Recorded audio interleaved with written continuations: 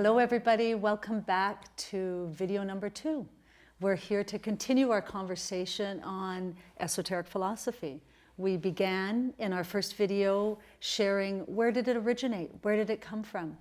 And we're getting into the next part, which is exciting for me, a little bit more details of the terms of the philosophy. We're going to begin by asking William to share about the Antahkarana. And William, I'm especially excited about this because the esoteric philosophy has that exact terminology and teaching of the Antahkarana, which is the building of a bridge, the inner life to the outer life. Yes, yes. Can you please share with us? Yes, absolutely. Yeah, it's the concept of the Antahkarana is just so central to the whole path. It has a lot to do with understanding that there's a relationship or a communication potential between the soul and the personality. We could view this Antahkarana as being a conduit for communications, and that the soul wants to communicate through to the personality, but it needs an inner gateway, an inner passage to transmit that communication, and that's what we mean by Antahkarana. So the Antahkarana is something that is actually built. It doesn't exist naturally, it has to be built. And it's built through three things that we call the three pillars in this philosophy: meditation, study, and service. And through those three things, this Antahkarana is being built over the vastness of time. But it's built with acceleration when you're more consciously on the path. Can I ask, when you say that in time, again, reflecting on my time and looking at the time that is happening in the world, in this press of time, is there the timing of what it will take when more of us become conscious and make the choice? Does that make the time difference longer, shorter? Yeah, there's a lot of variables that go into the question of how fast can the bridge be built. Yeah. And I should mention that a completely built bridge, well, that's the prerogative of the master. That's the perfected human being. But we're all masters in the making. And so understanding the development of this bridge is really important. But there are many variables that define its speed. One of them has to do with the type of soul that you are. Remember, we've talked about this before, that there are actually 7 types of souls, but each type will tend to build the Antahkarana in a slightly different manner, and it will have a different pace to it. So that's one of the variables that is involved in this. It's also another variable is, to what extent do you commit yourself to those 3 pillars, the meditation, study, and service? People have different levels of committed engagement in those 3 things. But the more you really, really pour yourself into it, the more that bridge is built with acceleration. But you know, before we go into that, it's probably best that I really get into an understanding of the 2 things that the bridge is trying to link. Great. Soul and personality. What's so interesting about this is to understand that the soul itself is who we really are. I mean, it is. We often think that our lower self, our day-to-day thinking, emotions, our physical tendencies, our ways of framing our consciousness in an everyday fashion, that's who we are, but it really isn't. That's actually personality. Who we really are is the soul itself. And the soul represents the sum total of the wisdom and the love that has been garnered over thousands and thousands of incarnations. The soul could be defined as a layer of consciousness deep inside, and it represents the absolute best of you. And that soul is the thing that part of you, that highest aspect of you, is the thing that moves from one incarnation to the next incarnation to the next. So then what's the personality about? Well, unlike what a lot of sort of spiritual systems have tried to teach us over the centuries, ego, personality, is not a negative thing at all. It's actually a really positive thing as understood in the esoteric philosophy, not negative. Right. Yeah. It's so rich. That was refreshing for me because I spent so many years feeling that maybe I had to get rid of this ego personality, but there was that fight. And in finding this path, the peace that it provided of, I've got tools to work with this part of me? So what is the function of the personality then? Then is the obvious next step. And the idea here is that the personality, its destiny, its purpose is to be the outer agent on behalf of the soul's agenda. The personality represents the sum total of our everyday thoughts, everyday feelings, everyday physical tendencies, and all of those together represent what is called form consciousness. And that personality has a job to do in the big picture. Its job is to be a conduit through which the soul can express its wisdom, its love, through that unique personality. And why does the soul need that unique personality? To interface with the outer world and interface with thoughts, feelings, and physical sensations, and to do it with a kind of style. Another way of looking at the personality, it represents the chosen style for the soul's expression in any particular incarnation. So there's a much higher way of understanding personality, and how well that chosen style can do its job, which is to serve the soul's intention, depends upon the Antahkarana and how well it's built, how much of it's built, and that sort of thing. William, you talked in the first video, we shared where the roots of the esoteric philosophy came from. Mm-hmm. Is there a root to share more deeply of the Antahkarana? The term Antahkarana, it's simply a Sanskrit term. And it is, so it's a different language. It's an odd word, okay? Mm-hmm. Some people have used in a more conventional nomenclature, you talk about it, or it's been called the Rainbow Bridge. So sometimes you'll see it titled that way, the Rainbow Bridge, okay, suggesting that there's a rainbow of elements to it or filaments to it. And that's a legitimate title as well.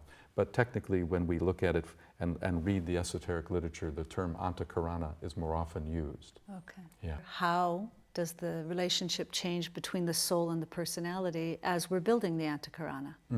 Excellent question. And actually, there is a change. The more Antahkarana that's being built, the more there's a greater intimacy that occurs between soul and personality. Now that intimacy has been discussed, or in this philosophy is discussed in a few ways, but the most common expression of it is to talk about something called soul-personality fusion. That's a way of trying to speak of how the personality, once it starts recognizing that there's this higher aspect of self trying to inform that personality through the Antahkarana, slowly that personality begins to yield its independent tendency, and the soul then begins to more infuse its influence into that personality, so that the personality slowly yields to the soul's agenda. And so there's a whole process of understanding the steps of soul-personality fusion. The more fusion you have, the more Antahkarana is built. Right. Is a way of looking at it. Okay. Well, Michelle, let me kind of recap this for you so that because it can get kind of confusing, but there's this idea that we have three threads that are part of this Antahkarana. One of them is always there. The life thread, as I mentioned, the life thread is anchored in the heart and is the great distributor of the life principle to outer form. The consciousness thread, that actually has to be built because there is a gap in consciousness deep inside on the higher levels of consciousness. That's what that's about. And those three pillars that we talked about, meditation, study, and service, those are the systems that help build this thread and bridge this gap, you see? And that consciousness thread also has an anchoring point. It descends through the mental body, the emotional body, and into the physical body, and it enters through the crown chakra. That's right above the head. And it is said that it descends and anchors itself right in the center of the head in the region of the pineal gland in the brain cavity. Right. Now, when I say anchor, I don't mean it's actually a physical place. It anchors it in what is called the etheric area of the pineal gland. Just like your whole body has this subtle energy system around it, that's called the etheric body. Well, the same is true internally in your body, that there's a etheric field that is subtly underpinning the pineal gland. And that's where that thread is anchored. Like for instance, just to give you some sense of how this would work, let's talk about when a person falls asleep, okay? Yeah. When a person falls asleep, what's happening? Well, what's happening is the consciousness thread that's anchored in the center of the head is dislodging itself from that brain cavity and being pulled back toward the soul, toward the what we call the causal body, the container of soul consciousness. And so as it pulls itself away, we fall into sleep. We become unconscious or seemingly unconscious. But yet the life thread does not disengage from the heart. So even in our deepest sleep, we still have our heart pumping. The body is doing what it needs to do. And then when we wake up, that's a process of the thread descending back and reconnecting itself to the brain cavity, to the pineal region of the brain. Mm-hmm. And the only difference between sleep and death is that with death, both threads disengage.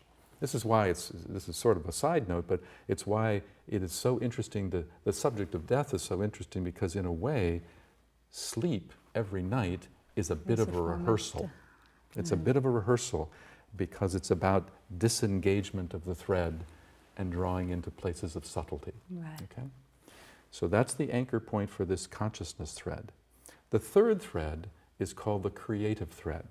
Now the creative thread facilitates the creative impulse of the soul itself. Because the soul wants to make a creative contribution in the outer world, but it needs that personality to do it. And so the path has a lot to do with developing this creative thread, and it anchors itself also in the etheric body, but that's through the throat chakra. The throat chakra. Because the throat chakra is the great center of creative ideation. So the idea here is that we want that center to be galvanized and activated and built in such a way that the soul can express through it. So I'm curious here in knowing our life thread is there, always there in the building of this Antahkarana, this bridge of personality to soul. Then we have the consciousness thread and the gap in this consciousness thread that is the three pillars: meditation, study, and service, to build and strengthen that gap. That's correct. I guess I'm looking for the soulful expression of how do you build that creative thread? Well, you're building it through those three pillars, as we mentioned before: meditation, study, and service. And the idea here is that there are many meditations that you can use that actually deliberately try to engage the chakras that help in the building of it. Okay. So there's a more deliberate understanding of how a thread anchors to a certain chakra. It's very interesting. The three chakras that the soul uses most are the crown, the throat, and the heart. And those are, in the world of spiritual creativity, that's called the magical triangle. The magical triangle. And actually, I should be more precise. It's the head chakra and the ajna center, that's the third eye center. These are fused as one and viewed as one point in a great triangle. And this is where the purpose and the vision of the soul is able to be registered, and that has to do with the consciousness thread and how well it's built. Okay? The heart is, of course, the center of love and the center of broad inclusivity. And of course the soul needs to have an outlet for that vibration, and that's the life thread that functions with that. But then the soul needs to have an outlet for its creative intention, because this is where it'll manifest its purpose. And so it's been called the magical triangle. Again, I think for myself, and I would imagine for the audience, because I feel like I am them, in getting these concrete steps, you know, it really feels, again, the esoteric tradition has a lot of missing pieces for the uncovering that we're all stepping and we're all awakening. But I feel we're at the point of a deeper choice needing to be made. There's so much in this philosophy that it really gets into creating a deep understanding. It's much more than just I want to have a belief in something. It's actually accessing a deep kind of knowledge, a gnosis, as it is said, the gnosis of the path, and to really understand that the more you can build ideas in your mind that help you to understand the path, the more you're going to be able to consciously be able to evolve your life by way of the path, you see. So it is rich. There's so much fascinating understandings that it offers. Absolutely, and the, you know, I say this over and over, the inclusivity that it brings. So for the rest of the world and the paths that I have taken, that our audience at home may be on, in the fear of, do I have to let that go? You've already established, wow, bring it along with you. You know, William, I find as I'm out in the world, you know, I love people, I love that connection. I love when I'm out there and I see that spark. And oftentimes when I don't see the spark and you watch the news, it's evident that there's a disconnect. There's this loneliness and isolation.